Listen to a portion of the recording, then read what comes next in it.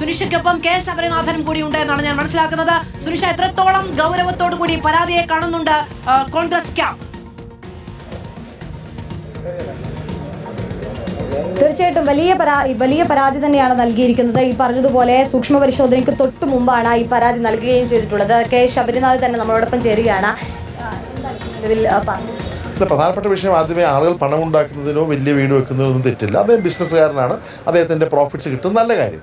പക്ഷേ താൻ താമസിക്കുന്ന ഒരു വീട് കഴിഞ്ഞ ലോക്സഭാ ഇലക്ഷനിൽ അഫിഡവിറ്റിൽ തൻ്റെ റെസിഡൻസ് ആണെന്ന് പറഞ്ഞ ബാംഗ്ലൂർ കോറമംഗല 3rd ബ്ലോക്കിലെ 408 നമ്പർ പ്രോപ്പർട്ടി, ഏകദേശം 1 ഏക്കറുള്ള 200 കോടി രൂപ മാർക്കറ്റ് വാല്യുവേഷനുള്ള പ്രോപ്പർട്ടി, കഴിഞ്ഞ പേപ്പറിൽ അദ്ദേഹത്തിൻ്റെ നോമിനേഷൻ കൊടുത്ത പ്രോപ്പർട്ടി ഇത്തവണ കാണിച്ചിട്ടില്ല. എന്ന് മാത്രമല്ല 4 ദിവസങ്ങൾക്ക് മുമ്പ് ആ പ്രോപ്പർട്ടിക്ക് ടാക്സ് അടച്ചിട്ടേ ഉള്ളൂ. അപ്പം അദ്ദേഹം വിൽഫുള്ളായിട്ട് സപ്രഷൻ ഓഫ് ടാക്സ് ഉണ്ട്, മനഃപൂർവ്വം തൻ്റെ 200 കോടി രൂപ മാർക്കറ്റ് വാല്യുവേഷനുള്ള പ്രോപ്പർട്ടി കാണാതിരിക്കുന്നത് തെറ്റാണ്. അപ്പോൾ ഈ വിഷയങ്ങൾ രേഖാമൂലം റെക്കോർഡ്സുകൾ സഹിതം UDF കാണിച്ചപ്പോൾ അദ്ദേഹത്തിൻ്റെ ഡൽഹിയിൽ നിന്നുള്ള അഭിഭാഷകർ പറഞ്ഞത് അതൊരു ചെറിയ തെറ്റാണെന്നുള്ളതാണ്. അതൊരു വിൽഫുൾ സപ്രഷൻ അല്ല, അത് അറിയാതുള്ളൊരു ഇഗ്നറൻസ് ആണ്. നിങ്ങൾ വേണമെങ്കിൽ ഇലക്ഷൻ കേസുമായി കോടതിയിൽ പോകാമെന്ന് പറയുന്നു. അപ്പോൾ ഒന്ന് BJPയുടെയും വക്കീലന്മാർ പറയുന്നത് ഈ വീടുകൾ അദ്ദേഹത്തിന് തന്നെയാണ്, പക്ഷെ അതൊരു ഇഗ്നറൻസ് ആണ്. നിങ്ങൾക്ക് അങ്ങനെ വിഷയമുണ്ടെങ്കിൽ നിങ്ങൾ കോടതിയിൽ പോയി നേരിടൂ, ഇവിടെ സ്ക്രൂട്ടനിക്ക് നേരിടില്ല എന്നുള്ള വാദമാണ് BJP ഉന്നയിച്ചിരിക്കുന്നത്.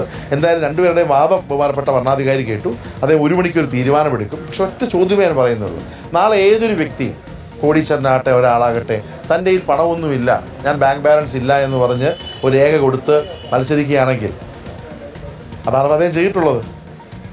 അദ്ദേഹത്തിൻ്റെ ആസ്തി കൂടിയതിൽ കുറച്ച് കാണിക്കാൻ വേണ്ടി ചെയ്തതാണ്.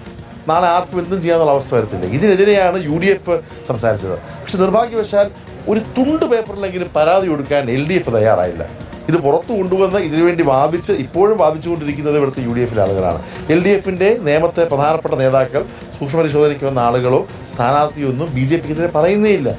ഇത്രയും പബ്ലിക് ഡൊമൈനുള്ള വിഷയം എടുക്കാൻ എന്താണ് ഭയപ്പാട് CPMന്, എന്താണ് ഭയപ്പാട് LDFന്? കൃത്യമായിട്ടുള്ള CJP ഡീല് നിയമത്ത് വറക്കുകയാണ്. UDF സധൈര്യം BJPക്കെതിരെ ശക്തമായത്. സ്ഥാനാർത്ഥി അടക്കമുള്ള ആളുകൾ, ഇത് ഞാൻ പ്രചരണത്തിന് പോകേണ്ട ആളാണ്, 10,000 ആളുകളെ കാണാൻ പോകേണ്ട ഒരു ആവശ്യമാണ്. പക്ഷെ അതിനേക്കാളും വലുതാണ്, ഇതൊരു ധർമ്മത്തിൻ്റെ ഭാഗമാണ്. അപ്പോൾ ഞാൻ അതിനുവേണ്ടി പോരാടുമ്പോൾ, UDF പോരാടുമ്പോൾ നിശബ്ദമായി BJPക്ക് ഇവിടെ ഇരുന്ന് കുടപിടിക്കുന്നത് LDFകാരാണ്. ഇതിനെതിരെ എന്തായാലും ഈ കൂറുമുണലിക്കെതിരെയുള്ള തീരുമാനം വരും. ശക്തമായിട്ട് തന്നെ ഈ കേസുമായി നമ്മൾ മുന്നോട്ട് പോകും. എന്തായാലും ബഹുമാനപ്പെട്ട ഭരണാധികാരി ഉത്തരം പറയട്ടെ, അതിനുള്ള ബാക്കി കാര്യങ്ങൾ നമ്മൾ തീർച്ചയായിട്ടും മുന്നോട്ട് പോകുക തന്നെ ചെയ്യും. ഏതായാലും അതാണ് ഭരണാധികാരി ഇപ്പോൾ പറഞ്ഞിരിക്കുന്നത്. 1 മണിക്ക്, കൃത്യം 1 മണിയോടുകൂടി തന്നെ ഇതിൽ തീരുമാനം അറിയിക്കാമെന്നുള്ളതാണ്. അതായത് ഈ പറഞ്ഞതുപോലെ സൂക്ഷ്മ പരിശോധനയ്ക്ക് തൊട്ടു മുന്നെയാണ് ഇത്തരത്തിലൊരു പരാതി ലഭിച്ചിരിക്കുന്നത്. അതിന്റെ അടിസ്ഥാനത്തിൽ പൂർണ്ണമായും അത് പരിശോധിക്കേണ്ടതുണ്ട് എന്നുള്ളതാണ്. 2 കൂട്ടരുടെയും ഭാഗം കേട്ടിട്ടുണ്ട്. ഈ പറഞ്ഞതുപോലെ മറ്റെല്ലാ പരിശോധനകളും നടത്തിയതിനു ശേഷം രാജീവ് ചന്ദ്രശേഖറിന്റെ ഈ നോമിനേഷൻ പരിശോധിക്കുമെന്നുള്ളതാണ് അറിയിച്ചിട്ടുള്ളത്. അതിനുശേഷമായിരിക്കും ഒരു തീരുമാനത്തിലേക്ക് എത്തുക. മാത്രമല്ല, രാജീവ് ചന്ദ്രശേഖരൻ ഒരു ഹാബിച്വൽ ഒഫൻഡർ ആണ്.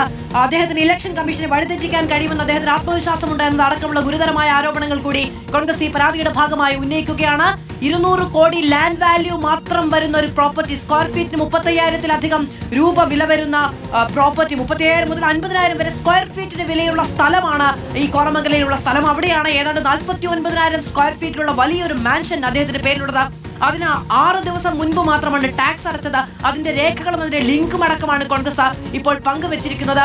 ഇത് ഇലക്ഷൻ കമ്മീഷൻ പരിശോധിക്കണം, നടപടിയെടുക്കണമെന്നുള്ള അടക്കമുള്ള ആവശ്യങ്ങളാണ് മുന്നോട്ട് വെച്ചിരിക്കുകയും ചെയ്യുന്നത്.